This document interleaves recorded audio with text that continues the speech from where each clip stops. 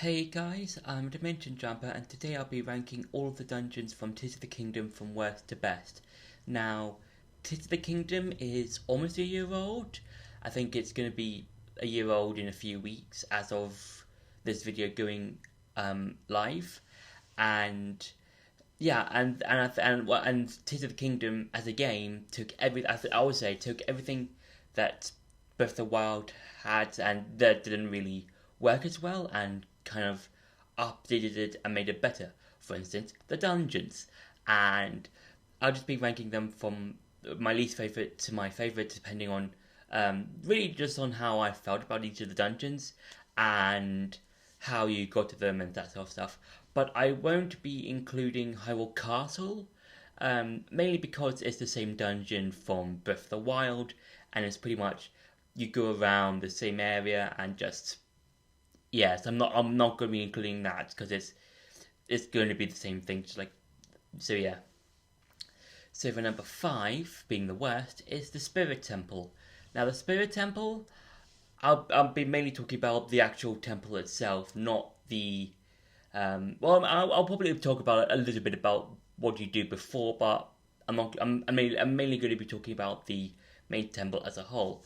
Now the temple is the last temple, last being in big air quotes because you can stumble upon it early on in the game, but in terms of a story narrative, it's the last dungeon that you find and go to in the game to find the last sage, that being Minoru, and it's not my favorite one because I think it's mainly due to the build up and the execution. Because the build up, you have to find all of Minoru's robot Zonai body parts and just sort of like just combine them together and to make the massive Zonai construct.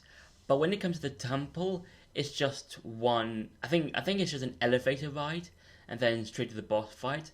And it's obviously like the part before where you have to build a body and go to the Spirit Temple itself is the dungeon itself. But I think it's just like I think because it's the Spirit Temple, it could have used a lot more spiritual or depths elements because the whole temple is in the depths, and the main resources you find is the pose, and it would have been cool to see at least a few rooms like offer these amount of pose to progress to this room to get some more powerful Zonite devices, or go to another one to find some other Zonite devices. It could have gone similarly to how you did when going to the temple itself, and yeah, I think I did talk about this a few weeks ago about my least favorite dungeons in the Zelda series. So I don't want to repeat myself too much, but yeah, I think it could have been a whole lot better with that sort of element. And the boss itself is it's an interesting fun fight. It's like another construct, but it's taken over by Ganondorf, and it's in this sort of boxing arena area. So I think that's quite cool. So yeah. For number four is the Fire Temple. Now with the Fire Temple, it's out of I think it's not really it is fun. I just think it's a bit too complicated. It feels like it's like the water temple of Tears of the Kingdom, in the sense that the first time I played through it, I got really confused on where to go, and I always backtrack to other floors in the temple, to ones that I already went to before, and yeah, I think that's like one of the weakest aspects of the dungeon, just like because I got so confused, and I didn't get too confused on repeat playthroughs. I think it's just one of those things that you have to kind of figure out a path. I would say almost kind of like in I would say the Water Temple in Ocarina of Time, or the Lakebed Temple in Twilight Princess, where it's like, okay, I had to think of a certain path, take that path, and then I'll be at the end of the dungeon. So yeah, it's a fun dungeon. I like the Goma fight as well. The Goma fight is a really fun boss. It's a really different way of fighting a well-known Zelda boss. But yeah, but the dungeons as a whole can be very confusing. it has its fun moments, but it feels like a mess. So yeah. For number 3 is the water temple. Now the water temple is it's really cool because it's one of the few dungeons in the sky, and the other one being the wind temple. And what makes the water temple really interesting and fun is that it's all in zero gravity. So that means all your jumps are more heightened, or you fall back down to the ground slower. And yeah, I think this is like a really interesting way of doing the puzzles, because there's a puzzle, like, from what I remember, you have to use one of those water ball things, and you have to try and move it towards this like electrical outlet thing, so you can pass electricity to get to one of the water torrent things. And there's another one where you use Sidon's ability to pass through some flames, and that's really cool and interesting. And all the puzzles are really well done and unique to that particular dungeon. The boss, Mokto Rock, is okay. It's like this giant, well, not giant, this sort of like weird stingray squid looking thing, and it's an enjoyable boss. Personally, not my favourite boss out in the game, but it's somewhat enjoyable. But yeah, I think I think this is like one of the few water dungeons in the Zelda series that's actually kind of fun. So yeah. For number 2 is the Lightning Temple. Now the Lightning Temple is a really interesting, unique dungeon in the sense that it feels like it was from an Indiana Jones movie, in the sense that it's this run-down, ruined dungeon, and everything is just in dust, and there's like a lot of broken things, like pillars and some statues here and there.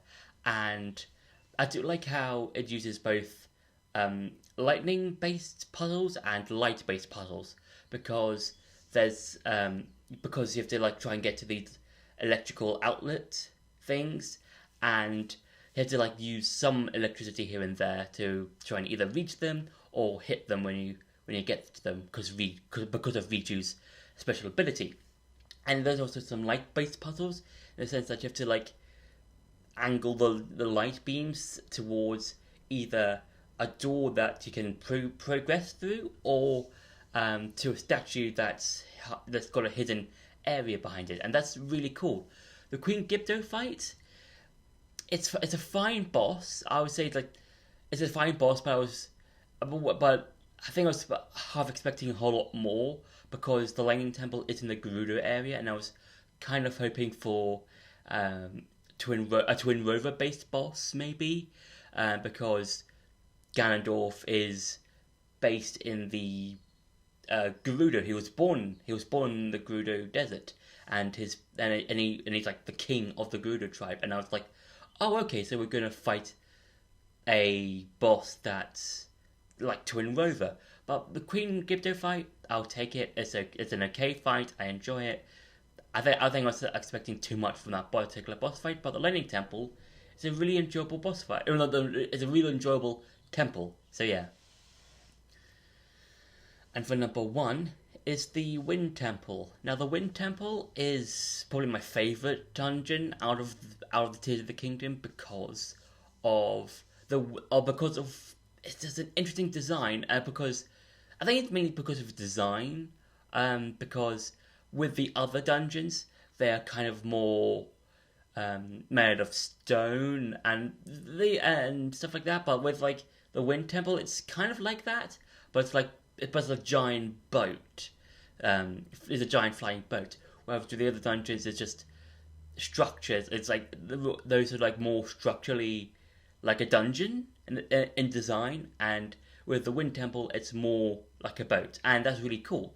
And I do like how it uses like wind puzzles and stuff like that, and it's and I do like the way how you get to it, like, because you start off on the ground, like on Hyrule, and then you go up more in the sky, and that's really cool. And I do like how you have like that. You have to like more to adapt to the temperature of the climate because the higher you go up, the more colder it is. So you might have to use a combination of either warm gear or a meal that can resist the temperature of the cold, or have a combination of a meal or gear and a sword that is fused with a fire elemental um, monster part and stuff like that. So yeah, and also with the boss,